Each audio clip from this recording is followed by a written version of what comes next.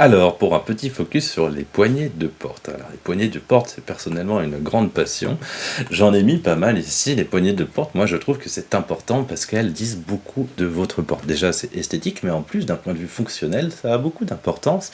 Et on va faire un petit zoom dessus et on va voir déjà les différents types de poignées qu'on a. Et aussi, on va voir comment les utiliser. Et dans un second temps, dans la deuxième partie de la formation, on va voir comment les personnaliser, donc comment faire ses propres poignées de porte, etc., etc. Donc c'est parti, on a cette jolie collection, ça c'est la collection qui est donnée avec la bibliothèque édition Welcome. On va en rajouter très très vite, donc si vous avez acheté le produit, vous allez en recevoir de nouvelles, des poignées de porte, mais vous allez surtout pouvoir créer vos propres poignées de porte. Si vous êtes sympa, vous pouvez nous les proposer pour qu'on les rajoute à Tazargate, ça pourrait être quelque chose de très sympathique. Donc on a des poignées ponctuelles, donc c'est des poignées qui se posent sur la porte et on les règle en XY, c'est vraiment très très simple. Donc tout ça, ce sont des poignées ponctuelles qui sont là, voilà. On a un bâton de maréchal, ça c'est aussi une poignée ponctuelle. On a des poignées qu'on voit, donc des bâtons de maréchal ici, ça c'est un bâton de maréchal courbe, un peu plus stylisé. On a des bâtons de maréchal beaucoup plus classiques, on va pouvoir régler leur hauteur, donc vous voyez, partager, bâton de maréchal, hauteur 1500, hauteur 2000, c'est un paramètre de type, donc vous allez pouvoir très très facilement créer vos propres paramètres. On va continuer ici, on a un autre bâton de maréchal un peu plus stylisé, là c'est un bâton de maréchal qui est un peu oblique, on a des espèces de poignées, des plaques de tirage, on en voit souvent dans les portes un peu plus techniques, des grandes plaques de tirage qui font toute la hauteur de la porte.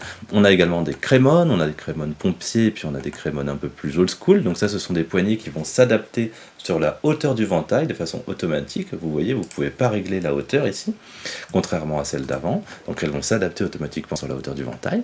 Et puis ici on a des barres anti-panique, on a la push bar simple et on a la push bar 3 points, donc cette poignée là elle va s'adapter sur la largeur et sur la hauteur du ventail de façon automatique, et on a des barres anti-panique beaucoup plus classiques.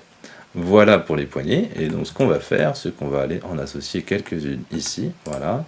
Ce que je vais faire, c'est que je vais masquer mon Oculus, je vais mettre aucun, voilà.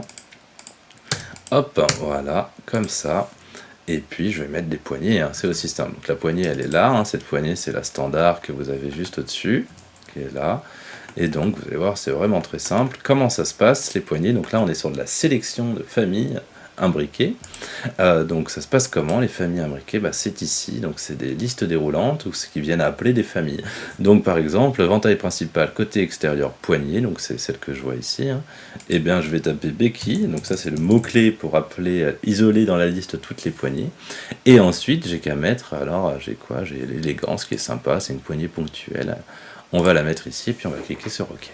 Voilà, donc là j'ai ma petite poignée élégance, donc je vais pouvoir la modifier ensuite, mais pour l'instant c'est pas ce qu'on va faire.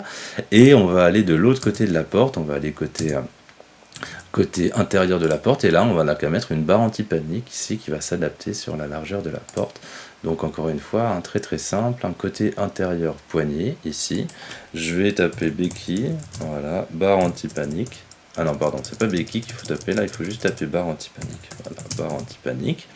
Donc j'ai des push bars, celles que j'ai montré, 1 point, 3 points, barre anti-panique, standard, 1 point, 3 points. Donc je vais prendre là 1 point et je vais cliquer sur OK. Voilà.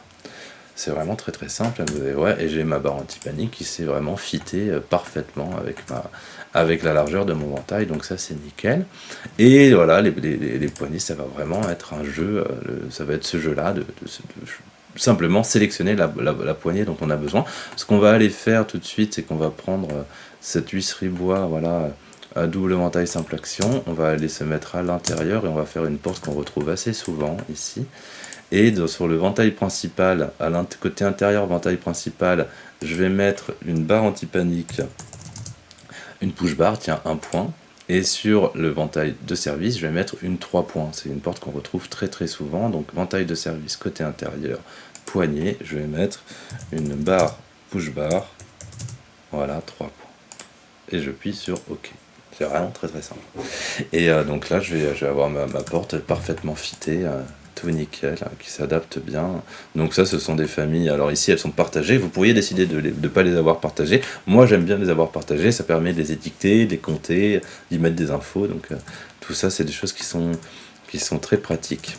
Voilà, on pourrait s'amuser à mettre un bâton de maréchal sur la hauteur de la porte, hein. Faisons-le ici. Alors, les bâtons de maréchaux, par exemple, ils vont bien avec les portes qui sont double action. Donc, mettons sur celle-là, par exemple. C'est pas très commun d'avoir une poignée standard sur une porte double action. Donc, on va mettre un bâton de maréchal. Donc, on va là, ventail principal, poignée.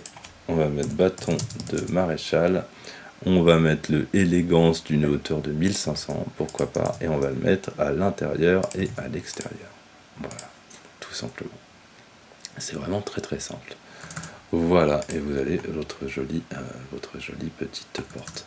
Donc ça va être ce jeu-là, hein, c'est juste de la sélection, donc encore une fois, hein, prenez votre temps, vous allez dans les paramètres de votre porte, vous choisissez le bon paramètre et vous encodez ici les mots-clés, vous tapez ce dont vous avez besoin, ça évite de faire des erreurs, vous sélectionnez, vous appuyez sur OK et tout va se positionner tout à fait correctement. Donc on a des poignées, on a des plaques de poussée, on a des bâtons de maréchal, je vous ai déjà montré, on a beaucoup de choses qui permettent de faire des poignées, des portes qui sont très sympas, très esthétiques et aussi qui sont bien documentées parce que vous allez pouvoir compter vos équipements et donc c'est pratique de pouvoir compter ces équipements pour les chiffrer par exemple ou pour votre logistique, vos approvisionnements, pour tout ça. Donc vous voyez que c'est vraiment simple et dans un second temps, c'est ce que je vous disais, on va voir comment personnaliser ses poignées, comment se créer ses propres poignées et vous allez voir que c'est vraiment très très simple. En tout cas, on s'est vraiment attaché à ce que ce soit simple, ça c'est sûr.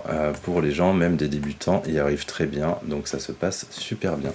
Et la prochaine étape, c'est un petit focus sur les plaques de protection. Donc ça, c'est super simple. Les plaques de protection, elles sont là et on va aller les utiliser. À tout de suite.